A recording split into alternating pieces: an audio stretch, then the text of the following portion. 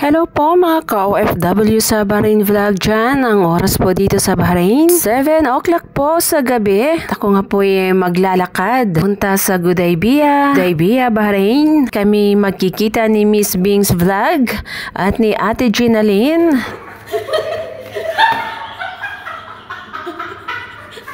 At dito na nga ako sa Gudaybiyah, dito sa Lulu, yung dating Dasman, na ngayon ay isa ng Lulu Supermarket. Ito po yung trademark dito sa Gudaybiyah. Dito po yung lugar kung saan makikita mo napakaraming Filipino. Kaliwat kanan makakasalubong mo dito sa Gudaybiyah is Filipino po, kaya hindi mo masyadong mamiss ang Pilipinas. Akala mo'y nasa Maynila ka lang naglalakad. Areang ito lang naman po yung may maraming Filipino kasi ito po yung sentro dito sa Bahrain. Sa ibang area naman po ay konti lang yung mga Filipino, iba't ibang lahi ang iyong makakasalubong. Pero pag dito ka maglalakad sa gabi sa Gudaybiyah, dito na lahat, pati mga Filipino restaurants at ng mga Filipino food na gusto mong kainin ay andito na din. At halos lahat ng produkto ng Pilipinas andito mo rin makikita sa Gudaybiyah. May ditong mga Filipino store. Paliko ako dito sa Looban, hindi ako dumaan sa main road kasi lagi ako nagvi-video sa main road. Ipapakita ko din sa inyo yung shortcut dito sa Looban.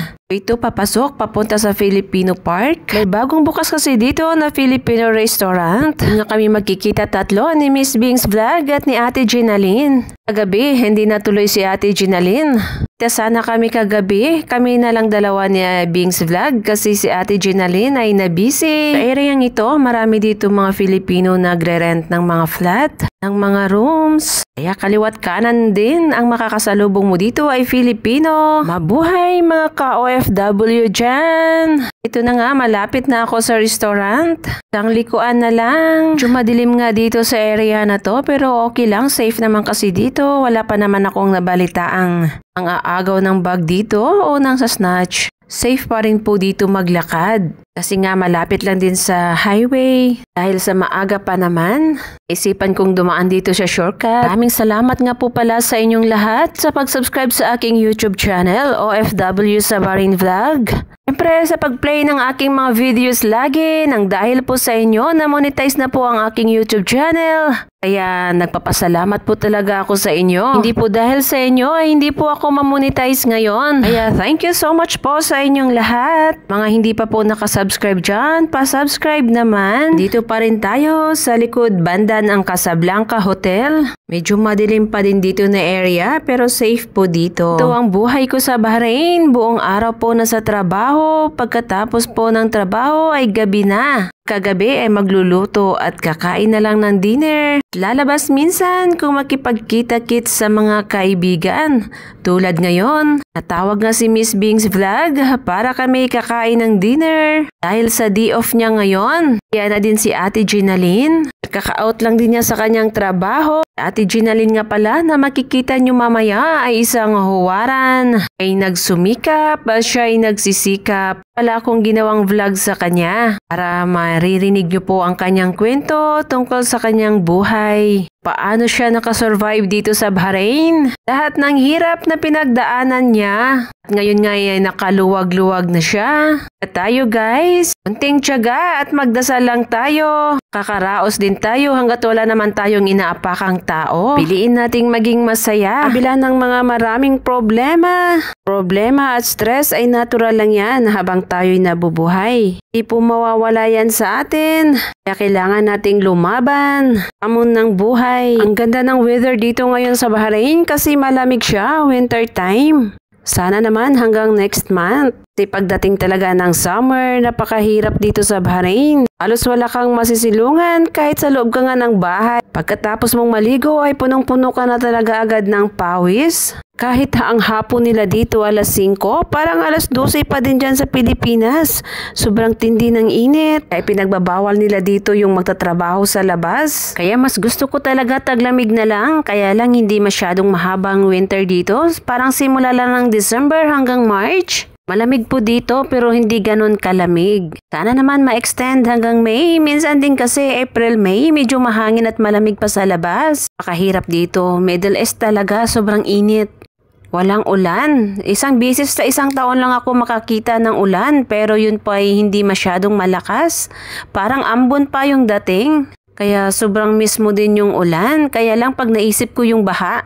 Area ko kasi kunting ulan lang bumabaha agad kaya laging salbabida ang aking bahay. Ito naman sa Bahrain parang sobrang miss mo talaga yung ulan. Ito na nga ako sa area ng restaurant. Ito po yung dating Egan's. Ngayon ay Mikimi restaurant na siya. Gusto mag-order ng mga barbecue dyan. Meron dyan sa loob. Ang dating restaurant na Egan's. Lumipat yung Egan's doon sa highway at dito na nga sa kabila. Andito na yung Bicol Express. Anpoy kami magkikita-kits. Dito na nga ako sa Bicol Express, isang Filipino restaurant dito sa Bahrain. Ating ko nga ay andyan na si Ate Ginaline. Bilang din ng aming bahay dito sa Bahrain.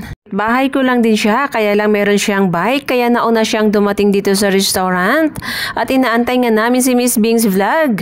Walking distance lang din yung bahay ni Miss Bing's Vlog. Habang nag-aantay nga kami, syempre, kwentuhan. Siya nga pala si Ate Ginaline. Siya yung makakausap ninyo. Kayo mawawala ng pag-asa dahil marami na rin siyang mga pinagdaanan sa buhay bilang OFW. Iba't ibang bansa. Pero eto na siya ngayon. Nakasurvive na siya.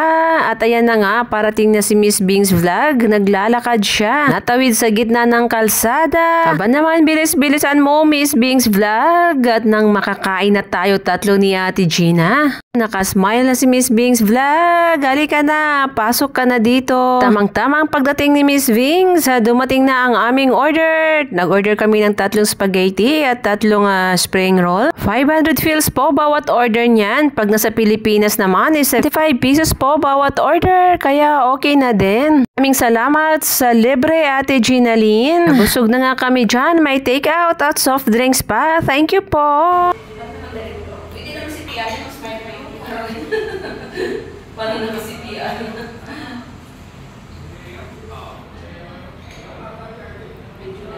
Ate, mag-smile ka video. Ay, video na!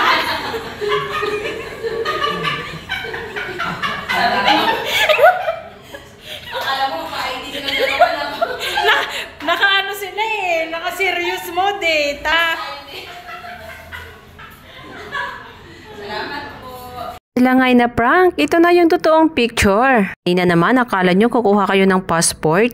Seryoso ng inyong mga mukha. At after nga namin kumain, alis na din si Ate Ginaline kasi may client pa siyang pupuntahan at kami naman ni Miss Bing's Vlog ay pupunta dito sa aking friend, sa aking kababayan. Ayan si Ate Linda. Papa ko sa kanya ng ayuda. Po kasing mga biskwit dito galing kay Miss Lynn. Ate Linda at ipinasa sa akin kaya napakabigat sa plastic na to. Punong-puno yan ng mga biskwit. Maraming salamat sa iyo Ate Linda at maraming salamat Lynn. Naglalakad na nga kami ni Miss Bing's. Bit-bit namin yung mga plastic. Puno ng mga biskwit. Iba't ibang klase ng biskwit meron kami.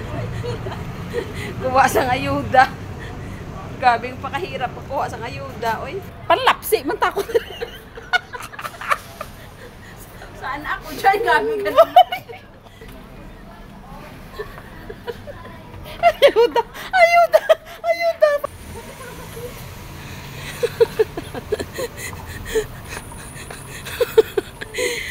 Kung sino pa ang tanatigulang mo ito pagkakuha sa ayuda. Ang mga bata-bata wala nagsunod para magkuha sa ayuda. Balik siya magsaka. Hindi, kapag nagpa-package ka, ilagay mo na sa box.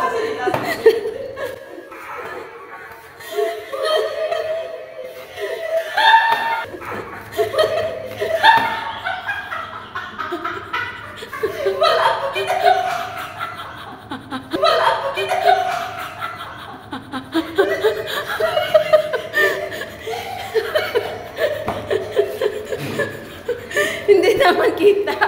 Masyado. Hindi naman siya kita. Mahaba naman yung ano eh.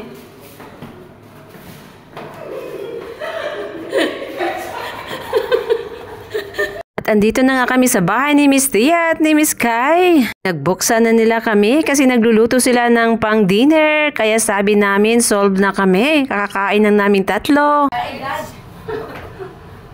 Why do I look like I'm in the 1990s? Why do I look like I'm in the 1990s? Kaya gabi ka, init. Ang nakanda kami.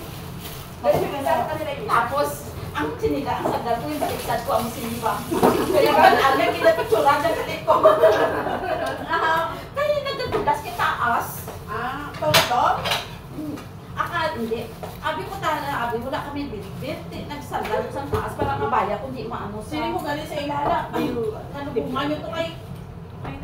Balde ko, container, kung iladala. Wala kang kapelbol. Opo kasi. Napadala ko na lang. Ha? Napadala ko na. Sino ba mo? Mag-uwi kaya din sa akin. Hindi ba ando? 7 days. 7 days. Tapos kapag meron talaga ano sa bukas, sasabay na nila bukas. Original yung mga pinadala ko. Naman daw wala akong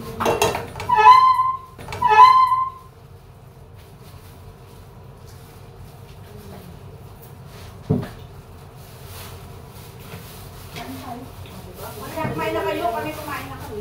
sige lang tapos pagkaulit ta. Walang nagda-diet dito ta. Ang diet. Tama din ang kaya. Pero ko tiling. Ako, bisita. Tawag ko. Bro, I'm being recorded. At dahil sa busog pa kami ni Miss Bing, sa sila na lang tatlo ang kumain ng dinner. Kaming dalawa nga'y uminom na lang ng tea. Kasama nga po namin dito si Miss Adeline, naabutan namin siyang nagluluto. Kaya lang hindi na namin kaya nga kumain dahil kami solve na sa libre ni Ate Ginaline. Kaya maraming salamat sa iyo Ate Ginaline sa dinner. Siyempre kay Miss Lynn sa mga biskwit at Ate Linda. Kakapit-bahay nga lang pala kami dito sa Bahrain. Magkalapit lang ang aming mga bahay. Kaya nga lang sa araw, puro busy sa trabaho. Kaya gabi lang talaga ang chance namin magkita-kits at kapag nagdi-day off. At after nga nilang kumain, sumama sa amin si Miss Adeline. Ba naman Miss Tia, busog ka pa. Kakakain mo lang ng kanin. Dahil sa gabi na, uuwi na ako. Mag 10 o'clock na dito. Kasi lang karapatan na baliktad. Wala kayong karapatan.